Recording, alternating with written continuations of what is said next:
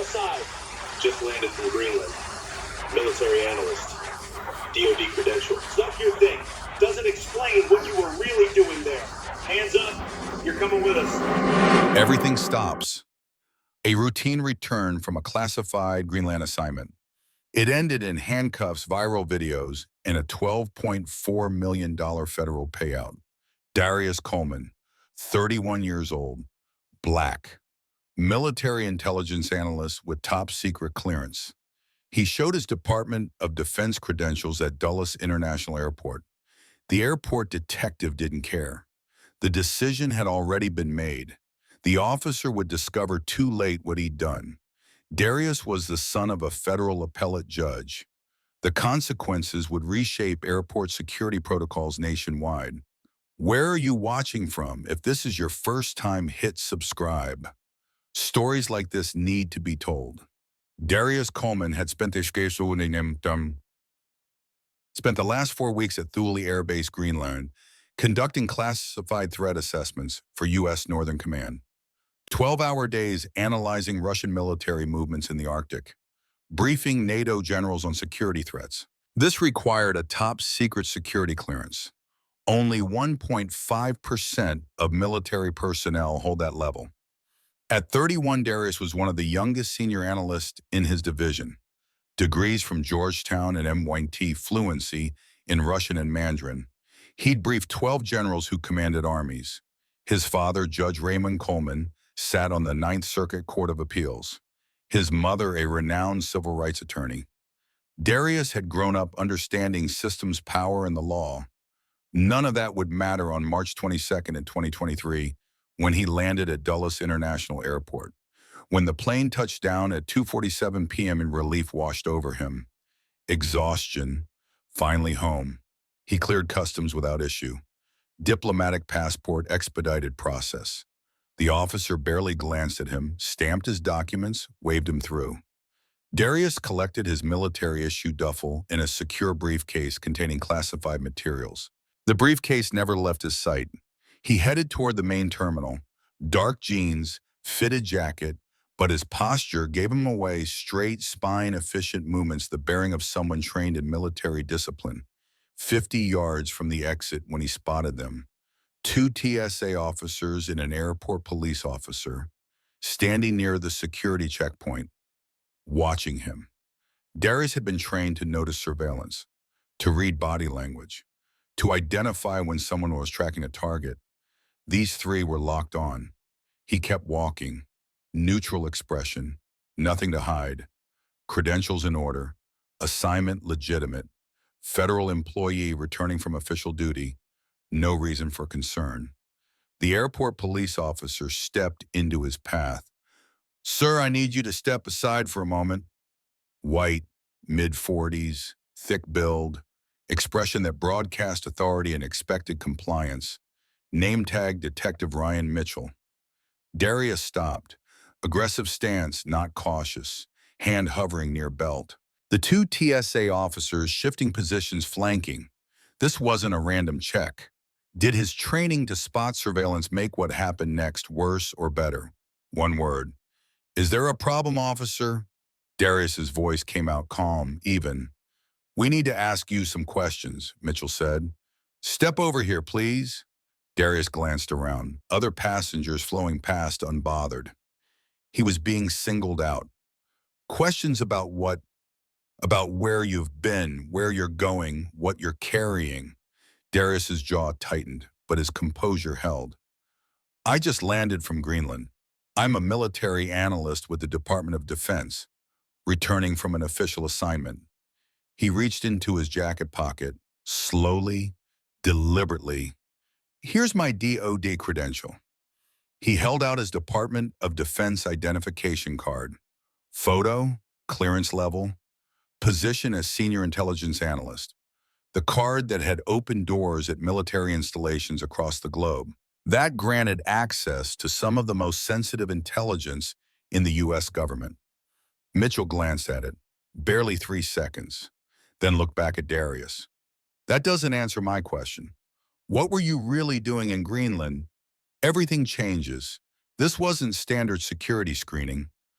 Mitchell's questions had shifted. His stance had hardened. Something had changed in the 30 seconds since the credential appeared. I was conducting intelligence assessments at Thule Air Base, briefing NATO commanders on Arctic security threats. This is documented. You can verify through U.S. Northern Command. Sure you were, Mitchell said. Skepticism dripped from every word. And I suppose you're going to tell me that briefcase contains classified materials. Let's pause right here. This is the exact moment where federal security protocol requires a 3-step sequence credential verification risk assessment and only then any contact with controlled materials. Under TESA Management Directive and DoD Transport Protocol, per call, when a federal ID, such as a CAC card, is presented, officers must verify through official channels rather than rely on personal judgment. As we continue watch, carefully does Detective Mitchell complete even the minimum verification required by procedure. It does, Darius said. Careful now. I'm a cleared analyst. I'm authorized to transport classified documents under proper protocols. Mitchell's expression hardened. Hands where I can see them. You're coming with us. Excuse me. Steel crept into Darius's voice despite the calm. On what grounds? Suspicious behavior, evasive answers, possible security threat.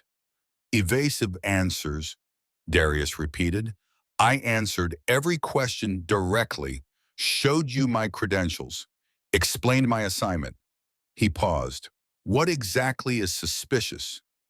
Mitchell stepped closer. Invading space. One of the TSA officers moved behind Darius, cutting off retreat. You match the description of someone we're looking for. You're carrying a suspicious briefcase, and your story doesn't add up. Description of whom? Darius demanded. And my story is verifiable through official channels. Call Northcom, call DoD Security. I'll give you direct numbers. We'll verify everything downtown, Mitchell said. Now, are you going to come voluntarily, or do we need to make this difficult? Officer, I'm a federal employee, top secret clearance, carrying classified materials under proper authority. Darius's voice stayed level. If you detain me without cause, you're violating my civil rights and creating a federal security incident. Civil rights, Mitchell scoffed. Everyone's got civil rights until they're hiding something. The casual dismissal, the barely concealed hostility, the refusal to even examine the credentials properly. The pattern was clear. Mitchell had glanced at the DoD card for 3 seconds. Not long enough to verify the hologram. Not long enough to check the encoding. Long enough only to see the face. The decision had been made before the credential appeared. This wasn't about documentation. This was about skin color. I want to speak to your supervisor, Darius said. Firm now. And I'm documenting this interaction. He reached for his phone, slowly. Don't move, Mitchell barked. His hand flew to his holster. Darius froze, hand halfway to his pocket. Around them, passengers stopped. Some mid-stride, others mid-conversation. Phones came out. The air shifted witness mode. I'm reaching for my phone to document this and call my attorney. His hand moved in slow motion toward his pocket. No threatening movements. Leave your hands where I can see them, Mitchell ordered. He nodded to the TSA officers. Secure his bags. The 2 TSA officers moved fast, grabbed Darius's duffel, reached for his briefcase. Darius stepped back. Instinct. His hand tightened on the briefcase handle. That briefcase contains classified materials, Darius said, his voice rising now. You don't have clearance to access it. This is a federal security violation. We have authority to inspect any baggage in this airport, one of the TSA officers said, pulling at the briefcase. Not classified materials, Darius insisted, holding firm. This requires proper protocols. You need someone with appropriate clearance. Mitchell grabbed Darius's arm, wrenched it away from the briefcase. Let go now. Darius didn't resist violently, but he didn't release the briefcase either. You're making a serious mistake. That briefcase, let go or you'll be charged with assaulting a federal officer, Mitchell shouted. The confrontation had drawn a crowd. Dozens of passengers stopped. Phones out, recording. The scene played out in real time across dozens of screens. A black man in civilian clothes, surrounded by 3 officers, refusing to comply. The optics were damning, regardless of the truth. I'm not assaulting anyone, Darius said, his voice steady despite the adrenaline. I'm protecting classified national security materials from unauthorized access. I'm a federal analyst. I'm doing my job. Should security officers be required to verify credentials before any physical detention? Yes or no? Mitchell grabbed Darius's other arm, twisted it behind his back. The TSA officer yanked the briefcase away in one violent motion. Darius didn't fight back, didn't resist. But around them, phones rose. Dozens of them. Hands behind your back, Mitchell commanded. This is illegal, Darius said. His voice carried across the terminal. I'm a U.S. citizen. I'm a federal employee. I've committed no crime. You're violating my rights. The cold metal of handcuffs clicked around his wrists. The sound was sharp, final, humiliating. Darius Coleman, who briefed generals who held the nation's secrets, who had devoted his career to protecting American interests, stood handcuffed in the middle of Dulles International Airport, while dozens of strangers recorded his degradation. Mitchell pulled him toward a security office near the checkpoint. The crowd parted, some people muttering, others silent. Fragments of conversation drifted over. What did he do? I don't know, they just grabbed him. He said he works for the government. They always say that. The security office was small, windowless, harsh fluorescent lighting. Mitchell pushed Darius into a metal chair. The 2 TSA officers placed his bags on the table and began searching through his duffel. The classified briefcase sat unopened. For now. Let's try this again, Mitchell said, standing over Darius. What were you really doing in Greenland? Darius looked up, jaw tight. I've already told you, I'm a military intelligence analyst. I was conducting classified assessments. Everything I've said is verifiable through official channels. Through channels that conveniently can't be reached right now, Mitchell said. Because you haven't tried to reach them, Darius shot back. I gave you direct contact information. You refused to verify. Mitchell leaned closer. You know what I think? I think you're running some kind of scam. Fake credentials, fake story. Probably smuggling something in that briefcase. Then open it, Darius challenged. He knew they couldn't. Not legally, not without proper clearance. Go ahead. But when you do, and when you discover it contains legitimate classified materials, you'll be facing federal charges for unauthorized disclosure of national security information. Mitchell's eyes narrowed. You threatening me? I'm informing you of the law, Darius said. Something you should have considered before detaining a federal employee without cause. One of the TSA officers spoke up. Detective, his DOD credential looks legitimate. The hologram, the encoding, it all checks out. Mitchell waved him off. Credentials can be faked. Then verify it. The frustration broke through now. Call the DOD Security Operations Center. The number is on the back of my credential. They can confirm my identity, my clearance, my assignment, everything. But you won't, because you've already decided I'm guilty of something. Guilty of what? Mitchell demanded. Darius looked at him steadily. You tell me, what crime have I committed? Walking through an airport, carrying proper credentials, returning from a legitimate assignment? He paused. Or is the crime something else entirely? The implication hung in the air. Mitchell's face flushed. But before he could respond, the office door opened. An older TSA supervisor entered, expression concerned. Detective Mitchell, what's going on here? We have multiple passengers filing complaints about an arrest in the terminal. Routine security matter, Mitchell said. Suspicious individual, questionable credentials. The supervisor looked at Darius, then at the briefcase, then at Mitchell. Have you verified his credentials through official channels? We're in the process. No, you're not, Darius interrupted. I've been asking him to verify for the last 20 minutes. He's refused. The supervisor's expression tightened. She picked up Darius's DOD credential from the table, examined it carefully, then looked at Mitchell. This appears legitimate. Have you called DOD security? I don't need to call anyone to know when something's off, Mitchell said. Defensive now?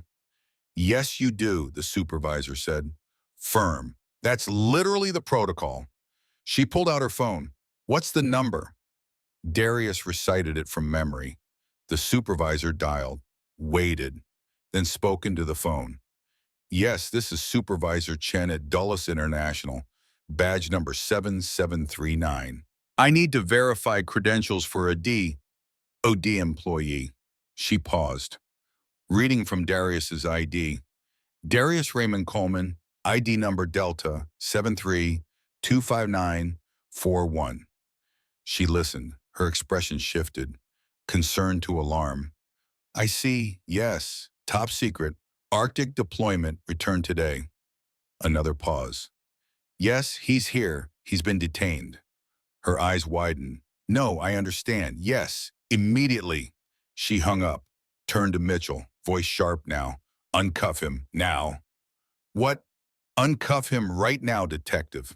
That was DOD security operations. Mr. Coleman is exactly who he says he is. Senior intelligence analyst, top secret clearance, just returned from a classified assignment. They're sending a security team to escort him and retrieve the classified materials. She paused. And they're not happy that we detained him. Is refusing to verify credentials before arrest a fireable offense? Comment one word. Mitchell's face went pale. You were just ignoring protocol and detaining a federal employee without cause. Supervisor Chen cut him off. She looked at Darius, genuine apology in her eyes. Mr. Coleman, I'm extremely sorry for this incident. Mitchell removed the handcuffs, reluctant, slow. Darius stood, his wrists red from the metal, dignity battered, but resolve hardening. I want a full report of this incident, Darius said. Quiet now. Names, badge numbers, everything. And I want it documented that I repeatedly asked for verification through proper channels and was refused. You'll have it, Supervisor Chen promised. Still watching. This gets worse before it gets better. Within the hour, a DOD security team arrived at Dulles. 2 agents in dark suits, federal badges. They verified Darius's identity again, secured the classified briefcase, escorted him from the airport. But the damage was done. The videos from the terminal had already spread, uploaded within minutes of the confrontation. By the time Darius reached his car, the footage was viral. Black federal analyst detained at Dulles was trending on social media. News crews were already calling the airport for comment. Darius went home, but sleep didn't come. He lay in bed staring at the ceiling, replaying the scene. Mitchell's face, the skepticism, the handcuffs clicking shut, the crowd recording. He'd spent 4 weeks protecting national security in one of the most remote places on Earth, and he'd been treated like a criminal because of his skin color. The next morning, he called his mother. Attorney Linda Hayes listened to her son's account, her fury built with every detail. By that afternoon, she'd retained the best civil rights law firm in Washington. By the end of the week, they'd filed a lawsuit that would make headlines nationwide. Darius Coleman versus Detective Ryan Mitchell, TSA, and Dulles International Airport. The complaint detailed every aspect of the wrongful detention, the racial profiling, the refusal to verify credentials, the violation of protocols, the public humiliation, the emotional trauma. The evidence was overwhelming. Multiple passenger videos showed Darius calmly presenting his credentials, asking for verification. Repeatedly, The footage captured him offering direct contact numbers, Mitchell refusing each time. TSA's own security cameras confirmed the sequence. Darius showed his DOD card. Mitchell glanced at it for exactly 3 seconds, never examined the hologram, never checked the encoding, then demanded to know what Darius was really doing. DOD records verified everything: the Greenland assignment, the top secret clearance, the legitimate possession of classified materials, the authorized transport protocols. Expert witnesses would later testify about racial profiling in airport security settings, about implicit bias, about the pattern of Black travelers being disproportionately stopped, questioned, detained even when carrying proper documentation. Mitchell's defense crumbled under scrutiny. He claimed he was following his instincts, but he couldn't explain what specifically was suspicious beyond vague assertions. He claimed Darius was evasive, but the video showed Darius answering every question directly, calmly, professionally. He claimed the credentials looked questionable, but TSA's own officers had immediately recognized them as legitimate. One had said so on camera. Mitchell had waved him off. The pattern was undeniable. Mitchell had made his decision in the first 3 seconds, not based on credentials, not based on answers, based on appearance. The trial lasted 8 weeks. The jury was shown video after video, a credentialed federal analyst being treated like a criminal, pleading for basic verification, being handcuffed instead. They deliberated for 6 hours. The verdict came down on a Tuesday afternoon in federal court: $12.4 million in damages, $1.9 million in compensatory damages, for emotional distress, for reputational harm, for violation of civil rights, $10.5 million in punitive damages. A message that racial profiling and abuse of authority would carry severe consequences. When the verdict was read, something shifted in Darius's posture. His shoulders dropped slightly, his jaw unclenched. The tension he'd carried for months released in one moment. This wasn't about the money. It never had been. This was validation. A jury of ordinary citizens seeing what happened and saying unequivocally, this was wrong. The consequences came swiftly. Detective Ryan Mitchell was fired from Dulles Airport Police within 48 hours of the verdict. 2 weeks later, federal prosecutors filed civil rights charges against him. The case that had seemed like routine security screening now carried potential prison time. TSA implemented sweeping new protocols nationwide: mandatory training on credential verification, implicit bias recognition, de-escalation techniques. The reforms rolled out to every major airport in the country within 6 months. Dulles International revised its security procedures entirely. New policy required immediate verification of all federal credentials through official channels before any detention. No exceptions. Supervisors had to sign off on every arrest. Body camera footage became mandatory for all confrontations. But for Darius, the impact went deeper than policy changes. He returned to his work, clearance intact, reputation restored. But the experience had marked him, left a scar that credentials and verdicts couldn't erase. In America, you could hold the nation's secrets and still be seen as a threat. You could serve your country and still be judged by your skin. You could do everything right: proper credentials, proper protocols, proper answers, and it still wouldn't be enough for some people. The reality was undeniable now, documented, proven in court. Darius became an advocate. He spoke at military and intelligence community events about the reality of being a person of color in national security roles. The assumptions, the extra scrutiny, the burden of representing while serving. He worked with civil rights organizations to reform airport security practices, testified before congressional committees, consulted on training programs, and he used his settlement to fund scholarships, minority students pursuing careers in intelligence and defense, the next generation who shouldn't have to face the same assumptions he had. The case sparked national conversations that continued long after the verdict. Racial profiling in security settings, the intersection of race and national security. The assumptions made when people of color occupy spaces traditionally dominated by white faces. It changed how thousands of security officers approach their jobs, changed protocols at hundreds of airports, changed the calculus of what it costs to ignore proper procedure. But the video still emerged.